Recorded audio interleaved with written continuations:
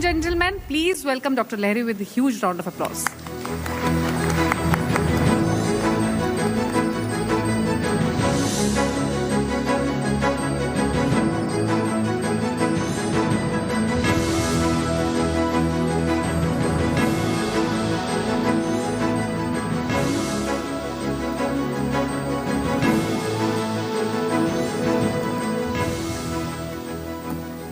Namaskar, good afternoon. I thank the organizers for giving me this opportunity to share my thoughts on the challenges and opportunities that we have in the current global scenario. First, मैं माफ़ी मांगूंगा, मैं हिंदी में बोलने का कोशिश नहीं करूंगा क्योंकि मैं बंगाली हूँ और करूंगा और करूंगी में उसमें गड़बड़ हो जाएगा, इसलिए मैं अंग्रेजी में बोलूँ और आप हिंदी में बोल सकते हैं। मैं हिंदी समझता हूँ, हिंदी बोल भी लेता हूँ। अगर आपके बगल में बैठूंगा तो हिंदी बोल लूँगा, मगर ये मंच पे उपस्थित होके हिंदी में बोलने का हिम्मत मेरा नहीं है। See, the IMF in its April 2026 World Economic Outlook has used the phrase global economy in the shadow of war. I think shadow of war is the appropriate phrase that characterizes the current global scenario. War in the Gulf between the US and Israel on the one hand and Iran on the other has been going on from 28 February 2026. It has affected many states in the Persian Gulf region. It has resulted in disruption of maritime traffic through the Strait of Hormuz, the waterway between the Persian Gulf and the Gulf of Oman. Gulf of Hormuz is one of the most strategically important choke points of world trade, with a fifth of the world's liquefied natural gas and a quarter of the seaborne oil trade passing through the strait annually. So it's a very important strait. Trade in petroleum and LNG have been disrupted, and price of Brent crude per barrel has gone up. I was looking at it today, has gone up from $67 in January 26 by almost 75% to over $117 in April 2026.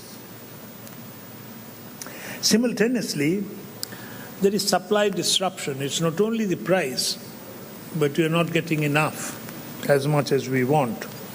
Petroleum is a universal intermediate and needed for transportation, power generation, production of fertilizer, plastics, and many chemicals. And many countries like India and Japan rely heavily on imports to meet our domestic requirements. The current crisis in the Gulf can be seen as a supply shock. You have the demand curve and you have the supply curve. The supply curve has shifted to the left. Supply has gone down. And this adverse supply shock threatens to ignite inflation and slow down growth. Its overall impact will depend on how long it lasts. The example is if it's influenza and you know you're down for a few days, you're not worried. But if it's typhoid or jaundice that will affect you for months, then you are worried.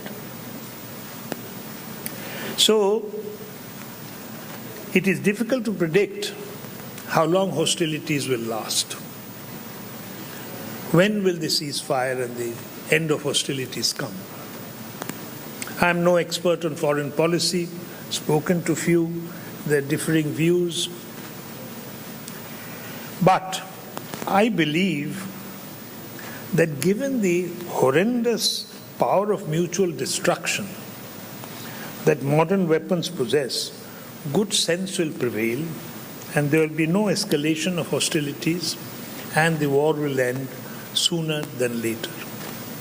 But that may be my optimism also. But if you know that you have a gun but I have a knife, you can kill me, but I'll also chop off your nose or ear before you kill me, then your enthusiasm for attacking me will be less.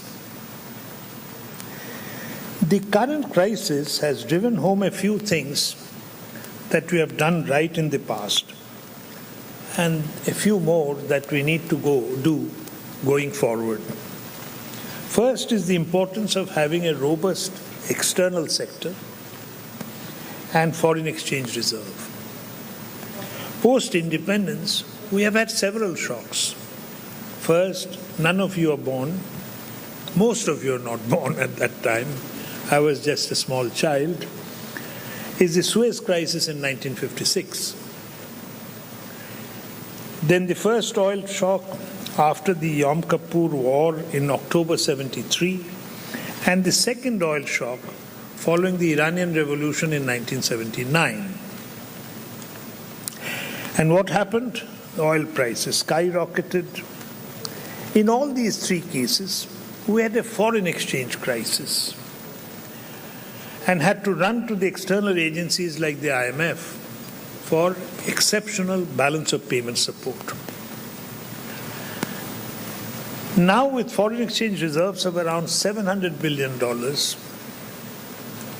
equivalent to 9 months' imports, an adverse external shock does not translate immediately to a foreign exchange crisis. It's not that Reserve Bank is telling you, no, you can't get foreign exchange.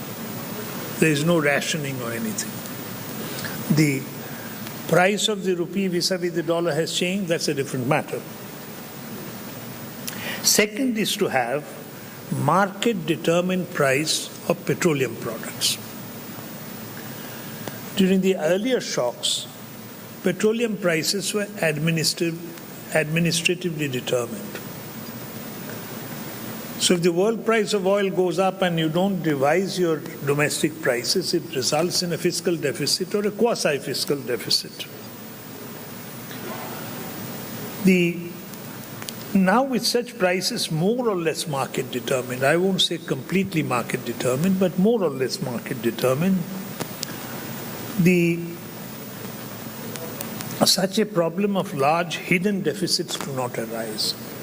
Previously, you had to do research to find out how much deficit is accumulating because the oil price internationally has gone up and you haven't revised the domestic prices. We should and we do worry about vulnerable